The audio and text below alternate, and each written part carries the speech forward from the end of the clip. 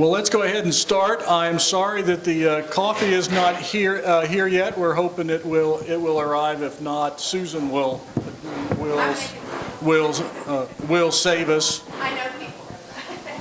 Yes, she does. My name's Skip Mounts. I'm Dean of the Business School at the college. This is 1 Million Cups Brunswick, the Hurricane Edition.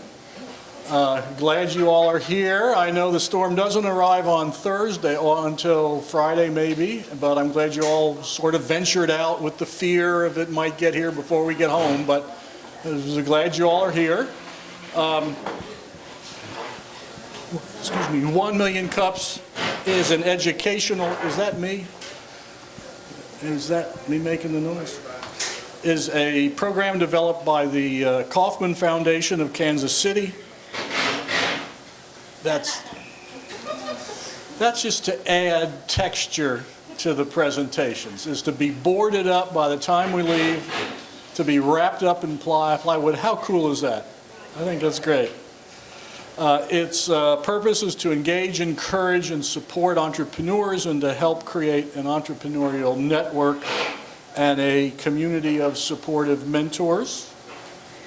Today we have two entrepreneurs who will make 6-minute presentations about their businesses, challenges that they face, lessons that they've learned, and problems they might want to solve.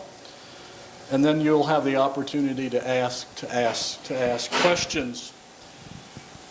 At the exact same time right now, taking into account time zones, there are now 100 cities in the United States that are doing the exact same thing that we are doing, which is kind of cool. When we started this, there were only 74. So there are 100 cities. I'd also like to welcome Valdosta and Macon, which are new sites today.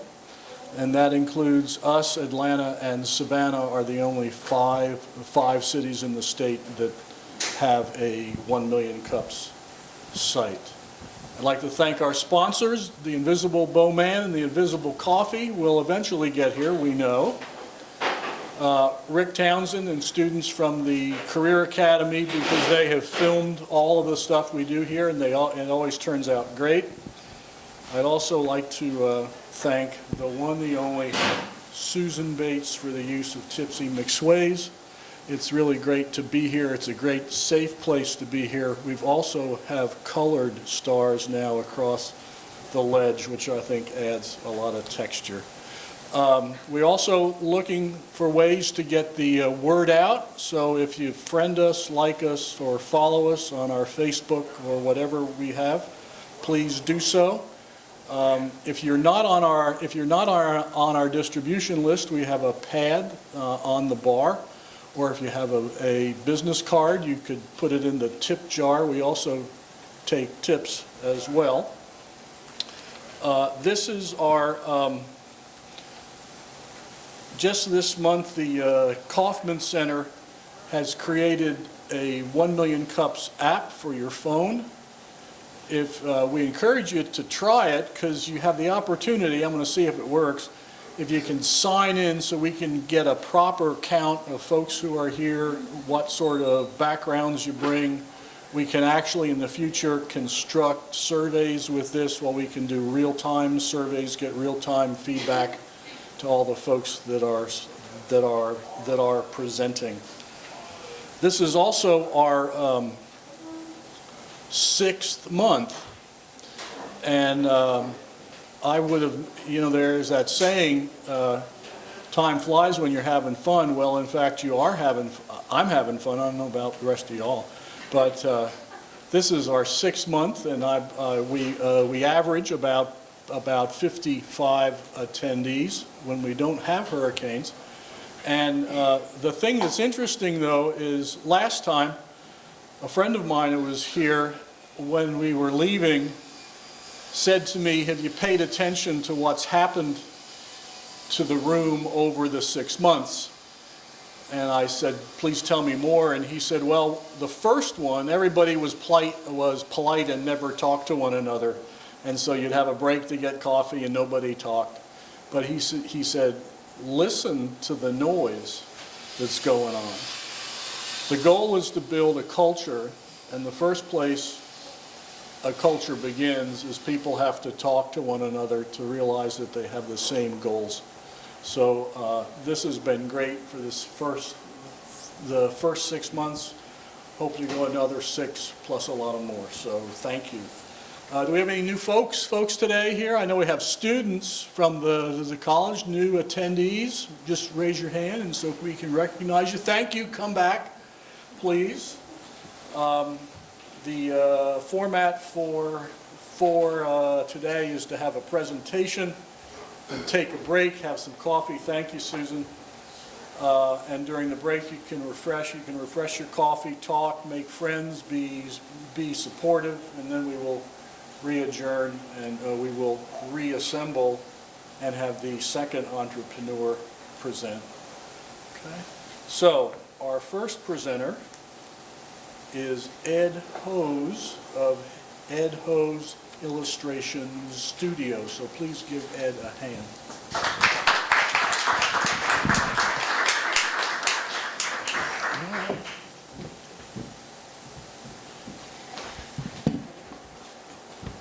Hi guys, I think we're all crazy for being here right now, so I really appreciate you coming out.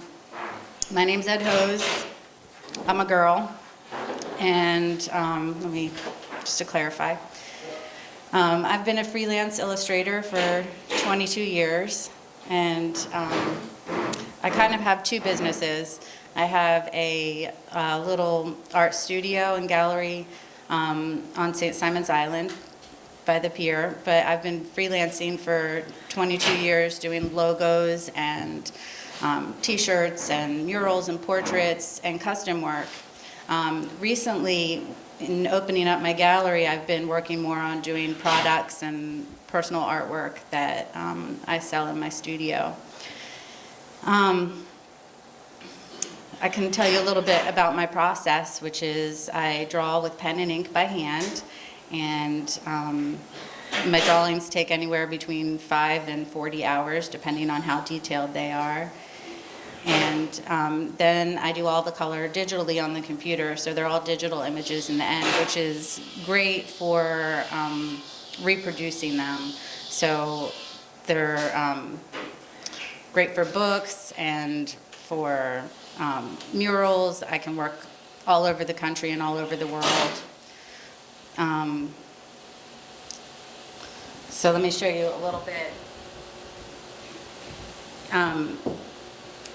Because of the way I work, everything starts with pen and ink, and it's basically like a coloring book already. So in the past few years, I've started developing my own coloring books.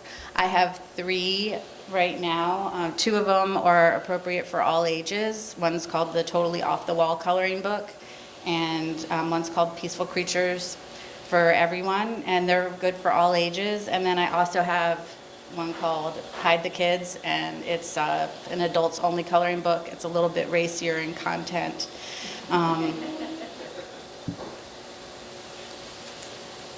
In my studio, I also have prints. I kind of did a little Ed Hose takeover here.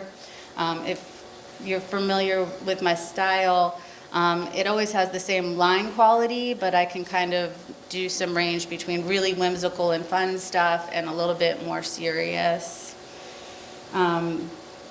These I sell in my studio, and I'm trying to create a way that I can sell them online. That's one of my future goals, to have a way that people can personalize prints like this.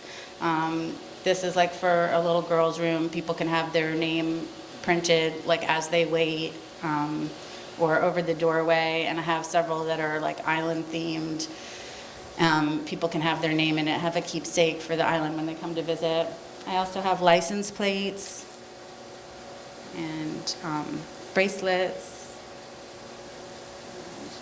Recently, I just started doing like little mirrors, and I want to kind of break into doing a line of accessories, a line of dishware, and a line of like murals that you can take on and off your wall, like giant stickers.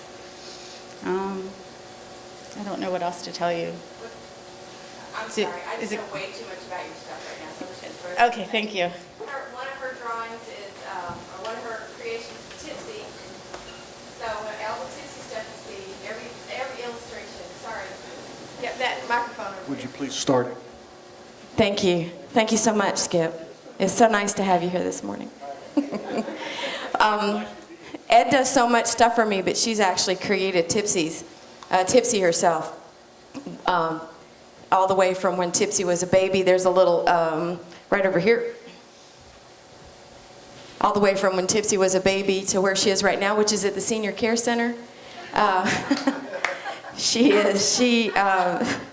was the picture of her on the wall out there is probably 30 or 40 years ago. This one, her fruit's not so much on her hips as it is raisins on the ground. And her cane and her little cocktail stick is not a cocktail stick anymore, it's a cane. So, but she's in good shape. She comes down and visits us all the time. So, but we've got, with Ed's help, she's helped to create this whole story and lifetime of Tipsy that's so important to me. So she's being awfully modest right now. I think I'm gonna throw it at you and ask you to tell them about the taco place and what you're doing over there. Thank you. I'm not being modest. I really just forgot everything that I've done in my life. So right now I'm working on a mural at Moss, which is a Mexican restaurant over on St. Simon's, and it's a little bit different than the way I normally work, which is digital output. I have murals all over the country that I send to people, and then they print them out like wallpaper and then wallpaper them on the walls. This one, we wanted it to have a kind of street feel to it, so I had posters printed. The Frida Kahlo printing right there is kind of like the basis of the mural, but I printed everything kind of duotone and then just decoupaged onto the wall and then hand painted on top of that, which is something I also do, go out on site and hand paint. And I love doing that. In the future, I'd really like my projects to be on that kind of larger scale. I love doing large scale murals, interiors. I'd love to do some hospital interiors. I have a lot of proposals and ideas for projects that help kids and help people in their healing process, kind of both mentally and physically. Like I want to do murals that have giant sequin finds in them. Something about a lot of my illustrations is that the more you look at them, the more you see. They're kind of have little hidden details throughout them. Does anybody have any other questions or? I'll bring you a mic so we can all hear. This is What's your process like working with companies or small businesses when they reach out to you wanting to develop a mascot or logo? Okay. What's that like? I usually do an interview and try and figure out exactly what somebody needs, either for a client like a company or if I'm doing a portrait for somebody, and trying to figure out what somebody needs is like the most important part of trying to create a puzzle of what I can do, what kind of needs I can meet. And then we do a deposit, and I do rough sketches, and then at that point we sit down and look at the rough sketches, and that's a good time for people to make changes to their ideas and kind of see the direction things are going. And those look a lot like just chicken scratch, but if you've seen my other work, you kind of know the direction things would end up, which is one of the benefits of staying in this very consistent style. People really know what they're going to get when they hire me to do something. And then I do the line drawing, drop in the color, and then do the output. And one of the benefits of working the way that I do is whenever a client purchases a drawing, they own the rights to that drawing, so they can use it throughout time for any of their marketing needs. And because they're digital, they're easy to print or use on the web, everything is ready to go. I tried to log on to your site, but I don't have any signal here. So do you have, I assume you have an e-commerce site I do. with all of your products, all of your artwork on there. How does that work out for you? Right now, my shop online is a print-on-demand shop. So I have most of the images that I've drawn, or a sampling of images that I've drawn, maybe 100 or so different images, and you can choose which image you want and have it printed on a cup, a mug, a t-shirt, a variety of different products that kind of coordinate with the product, and then it gets sent out to your home. And I'm not involved in any of like the credit card processing or shipping or anything like that. So it works great for me. I'd love to be doing it a different way, and I tried that a little bit. Earlier in my career, I had a site where you would purchase something, then I would go print it or have it made or stockpiled at home, and then ship them to you, and that was just a disaster. It didn't work for me just because of like how I am as a person, and just too disorganized. And one of the struggles that I run into with product is trying to, like, in order to buy product at a way that it's cost effective, I have to buy so much of it, and capital's a problem for things like that. Like, for instance, puzzles. I'm looking into doing puzzles right now, and in order to have puzzles be cost effective, they need to be in like the $5 range for printing, which is possible if I buy 2,500 puzzles, not if I buy 50 or 100. So my studio is 100 square feet, and if I were to buy 2,500 puzzles, I wouldn't have anywhere to stand. So that's a little bit of a struggle. Yes. What help do you need to grow your business? Ideally, I would love an investor, like a business investor, so that I could just do the creative part. Right now I'm trying to do both, and that's not a skill set that I have, although it's grown over the past few years having the studio. I've had a home studio for 20 years, but opening up the studio on the island, having it be a shop, and has been just a giant learning curve for me, learning all about taxes and like insurances that I didn't know you needed to just have someone come stand near you. So that's something that I've learned a lot about. So an investor would be great, or a business partner, somebody to kind of take me in the direction that I want to go. I have a really clear vision of where I'd like to go with my product line, and I don't know how to get there. One of the things that I have, like in my 5-year plan, would be to go to the gift show or the licensing show, but just having the capital to create the kind of booth that I think I would need to generate business has been a challenge.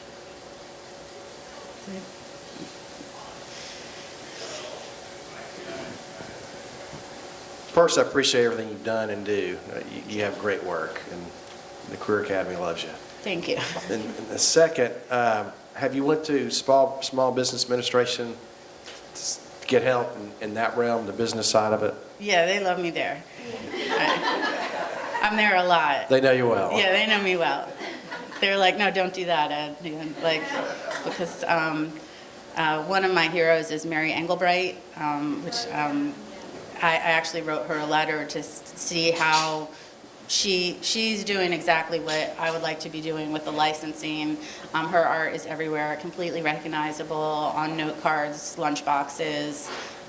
She really has a kind of career that I'd like to emulate. So I wrote her a letter, and I got a form letter back, which I very much appreciated, telling what I thought were pretty personal details of how she developed her business, and part of that was a $300,000 loan that she took out. And so I went to the Small Business Association, and they're like, no, that's not the way to go for you, so we're going to try something different. But I think it's a different time now with our social media, and that's probably the way that I interact most with people and develop new business, and even work on my business. Even when I have a client, Facebook has been invaluable to me in the way that I interact with clients. I have them create a little Facebook album for me for all references, and then I keep my all my projects really simple and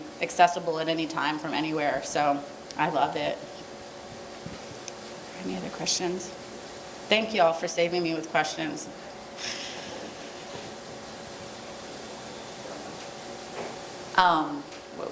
I know you've made something very special for me, like, just to boost me up, but as far as like the best way to put in like a bulk order, like if someone wanted to order a ton of t-shirts for a memento of coming to St. Catherine's, or St. Simon's, or a family reunion or something like that, would the best way to do that would be on your shop, on the e-commerce? The best way is directly through me. Directly Yeah, through you? Even like for a large... Yeah, for anything over, a couple pieces. The problem with the print-on-demand,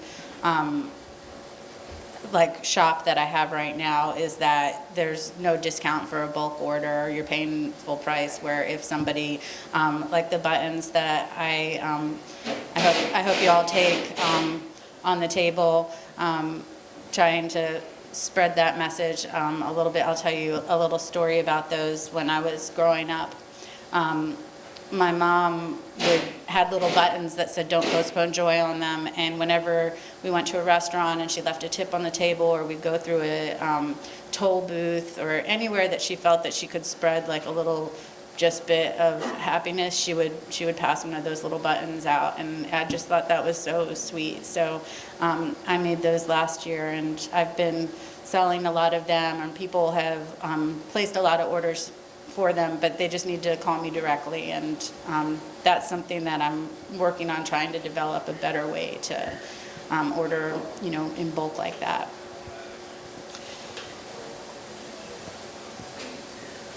Is there another question? I always get to ask the last one. Okay. As a community, how can we help you be more successful?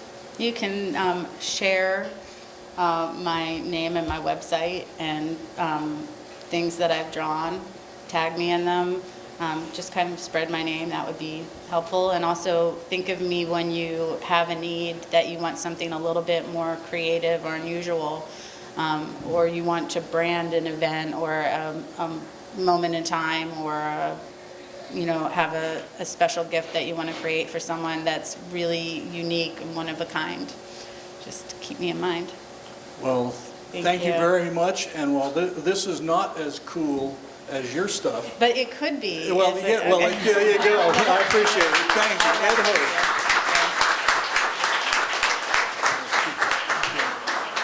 Hope. Well, if we take a break, we have some coffee, and Susan Bates saves us again. So we'll reassemble in about 10 minutes or so.